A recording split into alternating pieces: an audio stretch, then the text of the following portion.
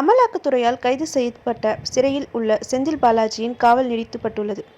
சட்டவிரோத பண பரிவர்த்தனை புகாரில் கைது செய்யப்பட்ட 200 நாட்களுக்கு மேலாக சிறையில் இருந்து வரும் அமைச்சர் செந்தில் பாலாஜியின் காவல் வரும் ஜனவரி 11ஆம் தேதி வரை நீடிக்கப்பட்டுள்ளது.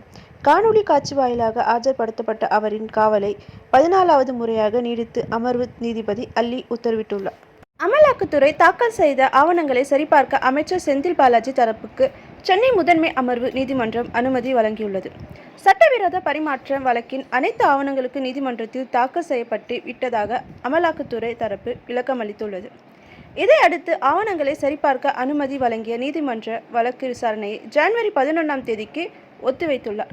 ஊழல் செய்வது மட்டுமே திமுக அமைச்சர்களின் முழு நேர வேலையாக உள்ளது என அண்ணாமலை கடுமையாக விமர்சித்துள்ளார். சேலத்தில் பேசிய அவர், திமுக அமைச்சரவையில் மொத்தம் உள்ள 30 அமைச்சர்களில் 11 பேர் மீது ஊழல் வழக்குகள் நீதிமன்றத்தில் நடைபெற்று வருகிறது.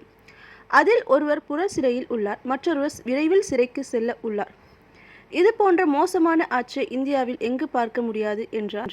2 நாள் அரசு பயணமாக லட்சாத்தீவுக்கு சென்றுள்ள மோடி கடலில் ஸ்னோர்க்கலிங் செய்தார். அந்த புகைப்படங்களை தனது எக்ஸ் பக்கத்தில் பகிர்ந்துள்ள அவர், லட்சாத்தீவின் அழகும் அமைதியும் மெய்சிலிர்க்க வைக்கிறது. 140 கோடி இந்தியர்களின் நலனுக்காக இன்னும் கடினமாக உழைக்க வேண்டும் என்பதை சிந்திக்க இது எனக்கு வாய்ப்பளித்துள்ளதாக குறிப்பிட்டுள்ளார். அந்த புகைப்படங்கள் தற்போது வைரலாகி வருகிறது. தங்கம் விலை ஒரே நாளுக்கு சவரனுக்கு 360 சரிந்துள்ளது. நேற்று 47,320க்கு விற்கப்பட்ட ஒரு சவரன் ஆபரண தங்கம் இன்று 46,960க்கு விற்பனை ஆகிறது. அதாவது 1 கிராம் தங்கத்தின் விலை 45 குறைந்து 5,870 ஆக உள்ளது. இந்த விலை குறைப்பு தங்க நகை பிரியர்களுக்கு நகை வாங்க புதிய வாய்ப்பினை உருவாக்கியுள்ளது. வெள்ளி விலை கிராம் ஒன்றுக்கு 2 ரூபாய் குறைந்து 78 ஆக விற்பனை ஆகிறது.